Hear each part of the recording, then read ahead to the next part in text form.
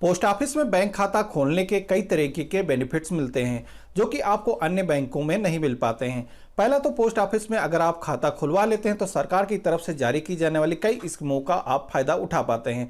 और साथ ही में पोस्ट ऑफिस भी आप काफ़ी मॉडर्न हो गए हैं। अगर आप अपना खाता पोस्ट ऑफिस में डाल देते हैं तो वहां पर आपको बैलेंस को मेंटेन करने की ज़रूरत नहीं होती है। आपके खाते में कभी भी अगर पैसे कम हो जाते हैं तो आपको किसी भी तरीके का चार्ज नहीं लगाए जाते हैं। जबकि अन्य बैंकों की बात करें तो हर बैंकों ने अपने यहाँ मिनिमम बैलेंस को सेट कर दिया है। अगर उस बैलेंस से आपका पैसा कम होता है तो आपके खाते में पेनाल्टी लगा दी जाती है और ज़्यादा दिनों तक ऐसा होने पर आपका खाता भी बंद कर दिया जाता है। और वहीं गवर्नमेंट की तरफ से आपको खाते में एक एश्योरेंस और दिया जाता है कि आपके खाते में जितनी भी रकम जमा है वह आपकी सेफ है। जबकि अन्य बैंकों में केवल सरकार 1 लाख रुपए की रिस्पॉन्सिबिलिटी देती है, बाकी का पैसा आपका सेफ नहीं है। जबकि इंडिया पोस्ट में ऐसा नहीं है, जितना भी पैसा आप डिपॉजिट करते हैं वह पूर्णतः सेफ है। तो चलिए आज के इस वीडियो में हम जान लेते हैं इंडिया पोस्ट में अपना बैंक अकाउंट ऑनलाइन हम अपने मोबाइल फोन से कैसे खोल सकते हैं। अरे नहीं, इस बार डाकिया डाक के साथ बैंक भी लाया। भारतीय डाक आपके दरवाजे तक बैंक लेकर आ गई है। इंडिया पोस्ट में अपना बैंक खाता खोलने के लिए और उसमें ट्रांजैक्शन करने के लिए आपको क्या करना है, प्ले स्टोर पर आ जाना है और यहाँ पर टाइप कर देना है इंडिया पोस्ट। और इंडिया पोस्ट सर्च करते ही आपके सामने जो पहला रिजल्ट आएगा इस ऑप्शन पे क्लिक कर देना है और इस एप्लीकेशन को आपको इंस्टॉल कर लेना है। मैंने इंस्टॉल कर रखा है तो मैं ओपन के ऑप्शन पे क्लिक कर देता हूँ। एप्लीकेशन को जो फर्स्ट टाइम ओपन करेंगे तो आपके सामने कुछ इस तरीके का होम पेज डिस्प्ले होगा। यहाँ पर आपके पास में अगर बैंक अकाउंट है तो आपको लॉगिन के ऑप्शन पे क्लिक करना है। अगर आप एक नए यूज़र हैं, आपके पास में अभी इंडियन पोस्ट का बैंक अकाउंट नहीं है तो आपके यहाँ पर नीचे दिए गए ऑप्शन से अपना बैंक अकाउंट ओपन कर लेना है। बैंक अकाउंट ओपन करने से पहले आपको यहाँ पर नीचे लैंग्वेज का ऑप्शन मिल जाता है। जो भी आपकी लैंग्वेज है यहाँ पर आपको सेलेक्ट कर लेना है। तो मैं अभी डिफ़ॉल्ट इंग्लिश में ही सेलेक्ट रहने देता हूँ। तो यहाँ पर न्यू अकाउंट ओपन करने के लिए आपको इस ऑप्शन पे क्लिक कर देना है और यहाँ पर आपको अपना मोबाइल नंबर और अपना पैन कार्ड नंबर दे देना है। और यहाँ पर आपको डिफ़ॉल्ट रूप से सेलेक्ट है डिजिटल सेविंग अकाउंट, इसको वैसे ही सेलेक्ट रहने देना है। यहाँ पर आपको मोबाइल नंबर और साथ में पैन नंबर फिल करने के बाद में नीचे दिए गए कंटिन्यू के ऑप्शन पे क्लिक कर देना है। और इतना करते ही आपके फ़ोन पर एक OTP सेंड किया जाएगा जिसको आपको सेम यहाँ पर फिल कर देना है। OTP फिल करते ही ऑटोमेटिक पेज रिडायरेक्ट हो जाएगा और यहाँ पर आपको अपना आधार नंबर फिल कर देना है और यहाँ पर आपको रिपीट अपना आधार नंबर फिल कर देना है। तो यहाँ पर नीचे 2 ऑप्शन दिए गए हैं, यहाँ पर आपको कंसर्न दे देनी है कि आपके आधार कार्ड का इस्तेमाल बैंक अकाउंट ओपन करने के लिए किया जाए। तो यहाँ पर इन ऑप्शन पे क्लिक कर देना है और सबमिट के ऑप्शन पे क्लिक कर देना है। और यहाँ पर आधार कार्ड की तरफ से आपको एक OTP प्राप्त होगा जिसको आपको सेम यहाँ पे फिल कर देना है। रिडायरेक्ट होने के बाद में आपके सामने पेज कुछ इस तरीके का डिस्प्ले होगा। यहाँ पर आपको कुछ डिटेल्स मांगी जा रही है तो आपको सबसे पहले क्या करना है, पर्सनल इंफॉर्मेशन के ऑप्शन पे क्लिक कर देना है। यहाँ पर आप देखेंगे कि आपका फोटोग्राफ, इसके अलावा बहुत सारी इंफॉर्मेशन आपके आधार कार्ड से ऑटोमेटिक यहाँ पे फिल हो गई हैं। यहाँ पर आप देखेंगे केवल 1-2 चीज़ें फिल्ड खाली हैं, यहाँ पर आपको अपनी इंफॉर्मेशन फिल कर लेनी है। तो यहाँ पर आपको मदर का नाम 2 बार फिल करना होगा। तो यहाँ पर ऊपर के ऑप्शन में आपको मदर, एक तो आपके मायके के नाम का नाम टाइप कर देना है। यहाँ पर आपको हस्बैंड या वाइफ अगर कुछ भी है तो आपको फिल कर देना है और यहाँ पर फिर से आपको मदर का नाम टाइप कर देना है और यहाँ पर लास्ट में आपको ईमेल आईडी फिल कर देनी है और सेव के ऑप्शन पे क्लिक कर देना है। तो यहाँ पर आप देखेंगे पर्सनल डिटेल्स को फिल करने का जो स्टेप है वो ग्रीन हो चुका है। इसी तरीके से हमें नेक्स्ट स्टेप को भी कंप्लीट कर लेना है। तो यहाँ पर हमारा जो सेकंड ऑप्शन है कम्युनिकेशन एड्रेस का, इस ऑप्शन पे क्लिक कर देना है। तो यहाँ पर एड्रेस ऑटोमेटिक आधार कार्ड से आ जाता है, आपको कुछ भी नहीं करना है, यहाँ पर सेव के ऑप्शन पे क्लिक कर देना है। तो यहाँ पर आप देखेंगे कि ऊपर के 2 ऑप्शन हमने कंप्लीट कर लिए हैं। यहाँ पर हमारे सामने थर्ड ऑप्शन है जहाँ पर हमें नॉमिनी की डिटेल देनी है। तो यहाँ पर आप नॉमिनी की डिटेल्स को अगर ना देना चाहें तो आपको सेव के ऑप्शन पे क्लिक कर देना है। तो आप बाद में भी नॉमिनी की डिटेल्स को दे सकते हैं। अगर आप चाहते हैं साथ ही में फिल कर दी जाए तो यहाँ पर नॉमिनी का नेम फिल कर देना है, यहाँ पर आपको DOB फिल कर देना है और यहाँ पर क्या रिलेशन है आपको सेलेक्ट कर देना है। और अगर आपका एड्रेस और नॉमिनी का एड्रेस सेम है तो आपको इस ऑप्शन पे क्लिक कर देना है और सेव के ऑप्शन पे क्लिक कर देना है। आप देखेंगे यहाँ पर हमने 3 स्टेप कंप्लीट कर लिए हैं। अब हमें क्या करना है, एडिशनल इंफॉर्मेशन के सेक्शन पे क्लिक कर देना है। तो यहाँ पर आपसे पूछा जाता है मैरिटल स्टेटस, तो आपको यहाँ पर सिंगल है या मैरिड है तो आपको सेलेक्ट कर देना है। तो यहाँ पर अगले ऑप्शन में आपसे आपका बिजनेस पूछा जाता है, क्या आप करते हैं। तो यहाँ पर आप देखेंगे बहुत ही लंबी लिस्ट है। तो आपका कोई व्यापार है या स्टूडेंट है या फिर आप फार्मर हैं तो आपको यहाँ पर अपनी लिस्ट में से सिलेक्शन कर लेना है। तो यहीं पर अगला ऑप्शन है जहां पर आपसे पूछा जाता है कि आप सालाना कितना कमाते हैं, तो आपको यहां पर फिल कर देना है। तो यहाँ पर अगला ऑप्शन मिल जाता है जहाँ पर आपको अपनी एजुकेशनल क्वालिफिकेशन बतानी है, तो आपको यहाँ पर चूज कर लेना है। तो यहाँ पर अगला ऑप्शन आपसे पूछा जाता है क्या आप राजनीति से जुड़े हुए हैं, तो नो, इस ऑप्शन पे क्लिक कर देना है और सेव के ऑप्शन पे क्लिक कर देना है। तो यहाँ पर हमने टोटल 4 स्टेप कंप्लीट कर लिए हैं। यहाँ पर अगला स्टेप है अकाउंट इन्फॉर्मेशन, इस ऑप्शन पे क्लिक कर देना है। तो यहीं पर अगला ऑप्शन है जहां पर आपसे पूछा जाता है कि आप इस अकाउंट का स्टेटमेंट ऑनलाइन चाहते हैं या फिर आप घर पर डाक से चाहते हैं, तो आपको पोस्टल के माध्यम से सेलेक्ट कर देना है, क्योंकि डाक से आएगा तो आपको प्रिंट करने के भाई झंझट नहीं रहेगा। तो यहाँ पर अगला ऑप्शन है डीबीटी मैपिंग का। तो यहाँ पर आपसे पूछा जाता है कि गवर्नमेंट की तरफ से जो सब्सिडी दी जाती है वह आप इस खाते में चाहते हैं या फिर नहीं चाहते हैं। तो आपको यहाँ पर अगर नहीं चाहते हैं, आप जो पुराना खाता जिसमें सब्सिडी आ रही है तो उसी में लगी रहना चाहते हैं, तो आपको पहले ऑप्शन पे क्लिक कर देना है। और अगर आप चाहते हैं इस खाते में आ जाए तो आपको सेकेंड ऑप्शन पे क्लिक कर देना है।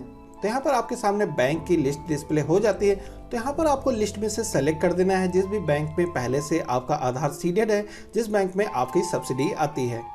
तो यहाँ पर अगला ऑप्शन है टर्म एंड कंडीशन का, इसको आपको एक्सेप्ट कर लेना है और सेव के ऑप्शन पे क्लिक कर देना है। अब आपके यहाँ पर 5 स्टेप कंप्लीट हो चुके हैं और आपको क्या करना है, यहाँ पर कंटिन्यू के ऑप्शन पे क्लिक कर देना है।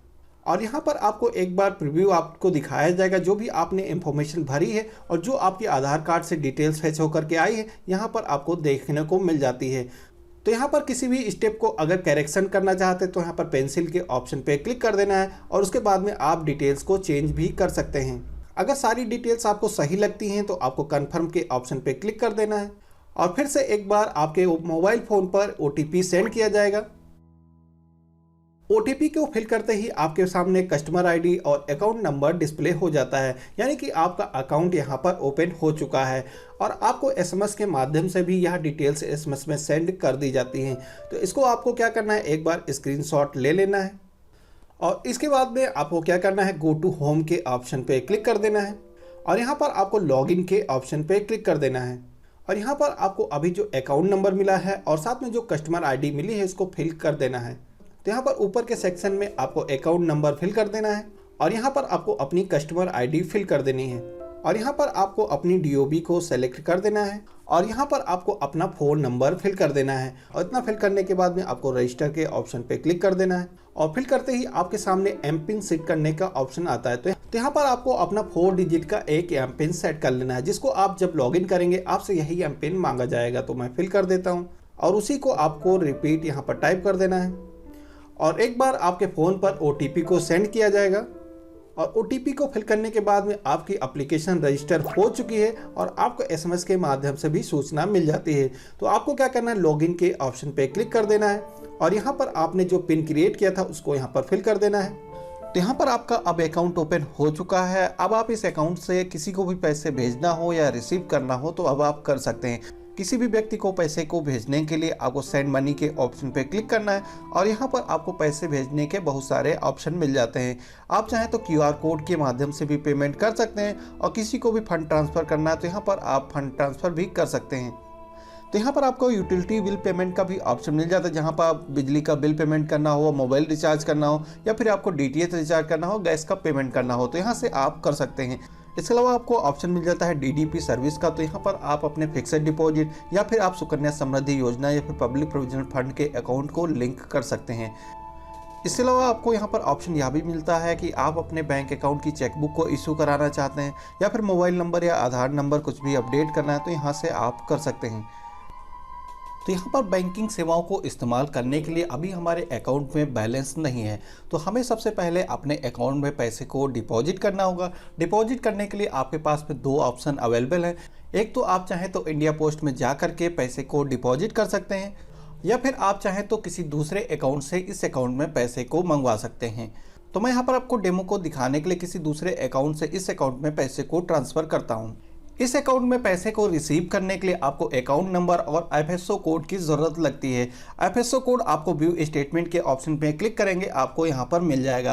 अकाउंट नंबर आपको SMS के माध्यम से मिल जाता है। इसके अलावा आप चाहें तो प्रोफाइल सेक्शन में जा करके दोबारा से अपना अकाउंट नंबर भी यहाँ पर देख सकते हैं।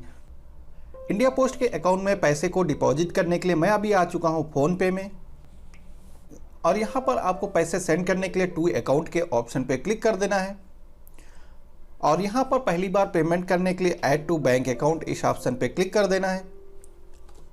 और यहाँ पर आपको FSO कोड जो अभी हमने बताया था उसको यहाँ पर फिल कर देना है। और यहाँ पर आपको अपना अकाउंट नंबर टाइप कर देना है। और यहाँ पर आपको खाता धारक का नाम लिख देना है। और इतनी डिटेल को फिल करने के बाद आपके कन्फर्म के ऑप्शन पे क्लिक कर देना है। और जितने पैसे आपको ट्रांसफ़र करने हैं यहाँ पर आपको फिल कर देना है। मैं 500 ट्रांसफ़र करने वाला हूँ। और सेंड के ऑप्शन पे क्लिक कर देना है। और यहाँ पर UPI पिन डाल देना है। तो यहाँ पर आप देखेंगे यहाँ से हमारा पेमेंट हो चुका है। अब हम चलते हैं अपने अकाउंट में, देखते हैं वहाँ पर बैलेंस क्रेडिट हुआ है या फिर नहीं हुआ। तो यहाँ पर आप देखेंगे कि हमने फ़ोन पे से जो पैसे ट्रांसफ़र किए हैं हमारे इस अकाउंट में क्रेडिट हो चुके हैं। इस पैसे का इस्तेमाल हम किसी को भी पेमेंट करने के लिए या फिर किसी भी योजना का बिल पेमेंट करने के लिए या फिर आप फ़ोन रिचार्ज, TV रिचार्ज इस तरह के ऑप्शन के लिए यूज़ कर सकते हैं। तो यहाँ पर किसी भी पार्टी को पेमेंट करने के लिए आपको फंड ट्रांसफ़र के ऑप्शन पे आ जाना है और स्टार्ट न्यू बेनिफिशियरी के ऑप्शन पे क्लिक कर देना है। और यहाँ पर जिस भी बैंक में पेमेंट करना है उस ऑप्शन को सेलेक्ट कर देना है और यहाँ पर उसकी बैंक डिटेल को फिल कर देना और उसके बाद में आप पेमेंट कर पाएंगे। तो इस तरीके से आप घर बैठे ही अपने बैंक अकाउंट को ओपन कर सकते हैं। और इस बैंक अकाउंट में आप डेबिट कार्ड यानी कि ATM कार्ड को लेने के लिए या फिर इसको 1 साल से ऊपर यूज़ करने के लिए आपको बैंक में एक बार KYC करवानी होगी। तो इसके लिए आप अपने नज़दीक के इंडिया पोस्ट के ऑफिस में जा करके KYC करवा सकते हैं। और उसके बाद में आप डिजिटल अकाउंट और रेगुलर अकाउंट दोनों तरीके के बेनिफिट्स को हासिल कर पाते हैं। 1 साल से ऊपर यूज़ करने के लिए आपको KYC इसकी करानी होगी। तो आपको कभी भी समय निकाल करके 1 साल के अंदर जा करके KYC करवा लेनी है। तो आशा करता हूँ आज का वीडियो आपको काफ़ी पसंद आया होगा। इस वीडियो को लाइक करिएगा, चैनल पर नए हैं तो चैनल को भी सब्सक्राइब करिएगा। वीडियो देखने के लिए आप सभी को एक बार फिर से बहुत बहुत धन्यवाद।